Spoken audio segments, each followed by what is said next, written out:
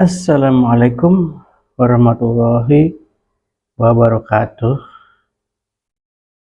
Semoga Anda bahagia. Pernahkah Anda merasakan di kantor Anda ya, di kantor atau di dalam pekerjaan Anda, pernahkah Anda merasa Anda nggak punya kerjaan? Pernahkah Anda nggak punya tantangan dalam pekerjaan Anda? Pernahkah Anda nggak punya cerita tentang pekerjaan Anda? Apakah Anda tidak pernah mikir akan menjadi apa Anda 5 tahun ke depan? Kalau pertanyaan-pertanyaan ini ada pada diri Anda, atau Anda tidak pernah merasakan itu, ini jelas Anda kelamaan menjadi staff. Karena ada dua kelompok karyawan. Yang pertama karyawan, yang kedua adalah kelompok karyawan pimpinan. Kalau di TNI ya ada Tamtama, ada Bintara, dan ada Perwira. Kalau di bank itu ada officer dan clerical. Kalau officer itu karyawan pimpinan, kalau karyawan clerical itu sebenarnya tukang ketik ini. Jadi hanya staff biasa aja.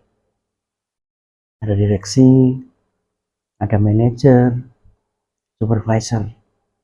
Itu supervisor ke atas. Minimal manajer cabang, kepala cabang ke atas itu adalah officer atau karyawan pimpinan. Sementara staff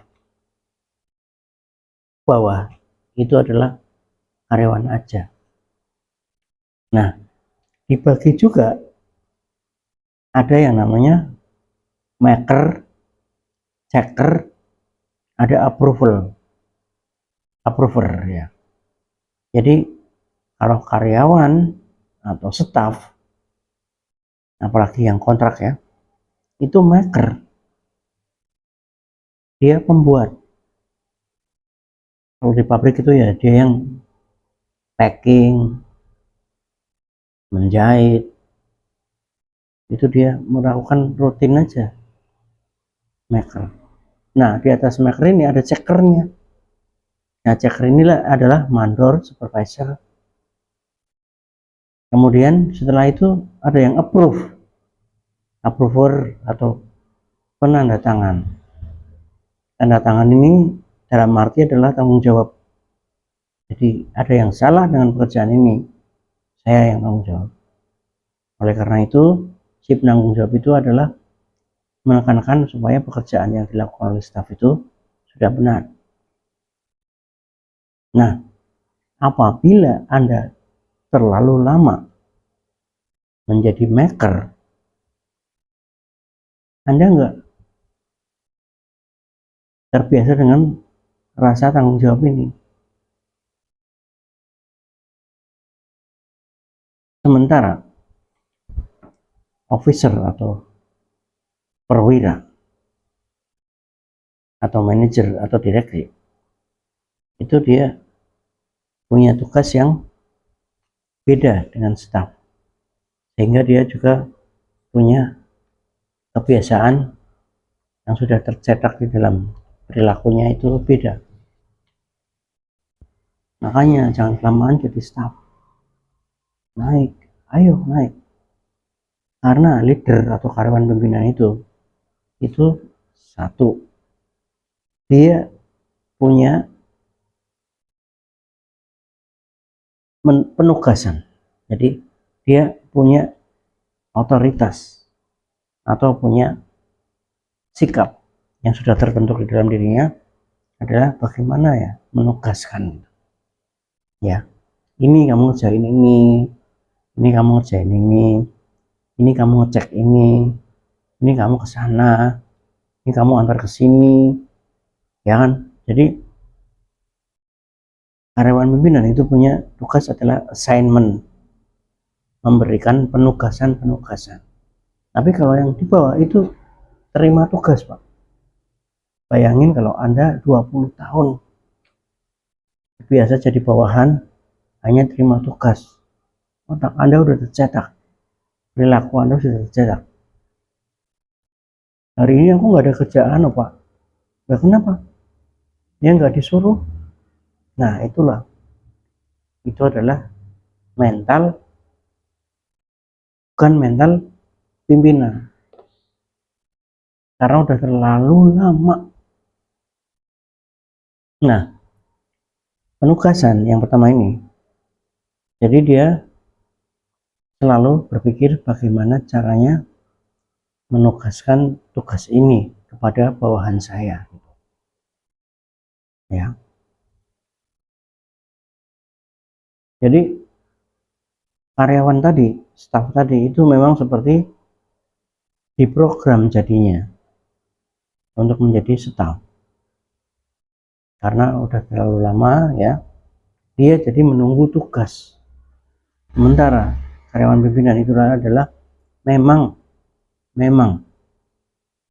porsinya adalah tanggung jawab tadi, dan dia harus menugaskan A, B, C, D agar semuanya jalan sehingga semuanya akan berhasil. Memang perlu waktu ya. Kebiasaan untuk merubah mental karyawan menjadi mental pimpinan. Makanya jangan kelamaan jadi karyawan. Jadi dia baru merasa lega kalau udah diberi tugas. Ini tugasnya ini. Alhamdulillah dapat tugas itu.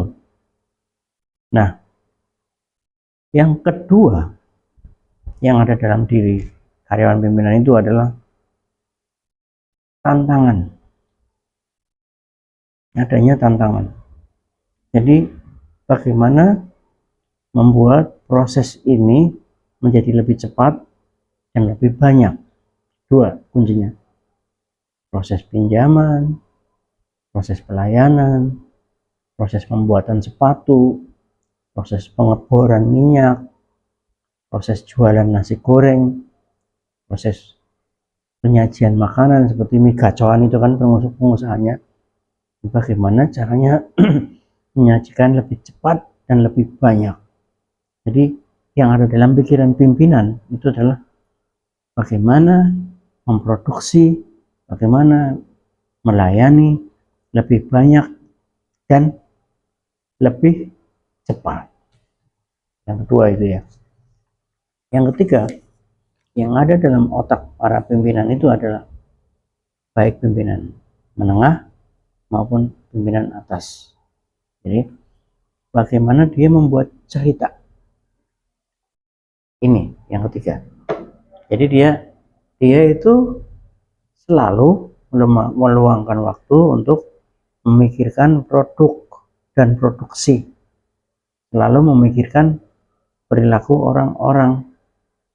Dia itu sering mengambil keputusan karena sering dikasih masalah oleh bawahannya. Ini gimana Pak? Oh ini gini aja. Ini gimana Pak? Oh ini gini aja. Ini kemana Pak? Oh ke sana aja. Jadi pimpinan itu mengambil keputusan. Ya, dia pernah sukses, dia pernah gagal. Jadi teman-teman, apapun yang terjadi dalam sebuah divisi, itu yang dijantur bukan stafnya, yang dimintain tanggung jawab bukan stafnya, tapi pimpinan bagian itu. Jadi ada yang gagal, adanya dimarah-marahin, itu ya pimpinannya. Ada komitmen juga gitu. Jadi dia perlu mencatat produk-produk dan dia untuk bercerita kepada bawahannya. Pengalaman-pengalamannya dia ceritakan untuk memecahkan masalah-masalah yang terjadi. Jadi punya story dia. Jadi dia punya cerita. Jadi kalau Anda yang sekarang masih stuck, jadi biasakan itu dari sekarang. Jadi apa aja yang Anda lakukan, Anda catat, Anda ingat-ingat untuk menjadi story. Tapi bukan story di HP ya, bukan ya. Tapi untuk ilmu Anda. Dan yang terakhir, karyawan pimpinan ini adalah punya visi. Punya visi. Jadi what to do for the future. Jadi kalau Anda punya posisi pimpinan atau Anda berkehendak menjadi pimpinan, itu Anda harus tahu 5 tahun lagi saya udah jadi apa ya, 5 tahun ke depan saya udah jadi apa ya, ini bagian apa yang belum saya pelajari ya, ilmu apa yang belum saya tahu di sini. Begitu ceritanya. Terima kasih. Assalamualaikum warahmatullahi wabarakatuh.